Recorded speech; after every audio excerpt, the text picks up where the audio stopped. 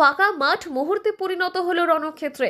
আশেপাশে দর্শকদেরও বিস্ময়, এ কিসের যুদ্ধ? না, এটা মানুষের যুদ্ধ নয়, এ হলো রোবটদের লড়াই। জলপাইগুড়ি গভর্নমেন্ট ইঞ্জিনিয়ারিং কলেজের 5 বছর পর ফিরে আসা টেক ফেস্টে এমনই অভিনব অভিজ্ঞতার সাক্ষী হলেন ছাত্রছাত্রী এবং শিক্ষকেরা। টেক ফেস্টের প্রাণকেন্দ্র হয়ে উঠেছিল বহু প্রতীক্ষিত রোবো ওয়ার। লোহার নেট দিয়ে ঘেরা বিশেষ অ্যারেনার ভেতর মুখোমুখি দাঁড়ানো দুটি রোবট, আর বাইরে উত্তেজনায় টগবগে ভিড়।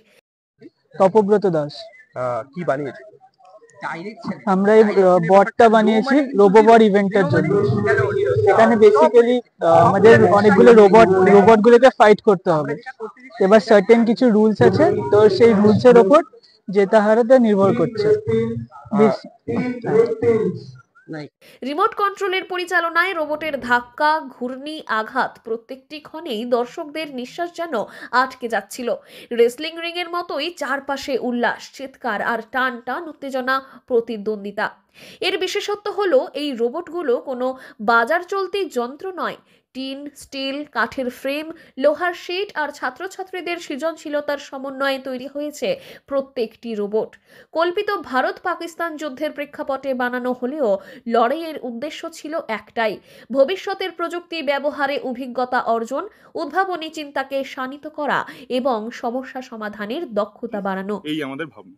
দেশের কোনো যুদ্ধক্ষেত্রে বা ইত্যাদি। হ্যাঁ, অবশ্যই আমরা এটা হচ্ছে বটটা, আমরা যে মানে রোবট যেটা আর কি, সেটা ডাইমেনশনটা খুব একটা বড় নয়, 1.5 ফুট বাই 1.5 ফুটের মতো। তো সেই তার মধ্যে যদি আমরা সিক্রেট কোনো কম্পোনেন্ট মানে অ্যাড করে দিতে পারি, তাহলে সেইটার সাথে সাথে ওই জিনিসটা আমরা মানে আমাদের যদি দেশের যদি অন্য আর কি দেশেরকে আমাদের আক্রমণ করতে হয় বা অ্যাটাক করতে হয়, সেই ক্ষেত্রে জিনিসটা খুব ছোট জায়গার মধ্যে দিয়ে চলে যেতে পারবে। কলেজ কর্তৃপক্ষের মতে গত 5 বছর পর এই ইভেন্ট ফিরে আসায় ছাত্রছাত্রীদের মধ্যেও নতুন করে উচ্ছ্বাস তৈরি হয়েছে। তাদের কথায় রোবোওয়ার শুধুই প্রতিযোগিতা নয়, এটি একটি দলগত কাজ, পরিকল্পনা, মেকানিক্যাল জ্ঞান আর প্রযুক্তিগত দক্ষতা বৃদ্ধির এক অনন্য ক্ষেত্র। ছাত্রছাত্রীদের মুখেও যেন উত্তেজনা স্পষ্ট।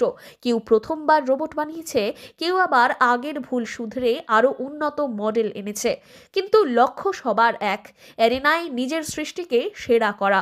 দিন শেষে এই বার্তাই পরিষ্কার, আগামী দিনের প্রযুক্তির ভিত আরও দৃঢ়ভাবে গড়ে তুলছে এই তরুণ তরুণীরাই। রোবো এরেনার প্রত্যেকটি সংঘর্ষ সেই ভবিষ্যতেরই ইঙ্গিত দিল যেন। জলপাইগুড়ি থেকে সুরজিৎ দের রিপোর্ট, লোকাল 18 বাংলা।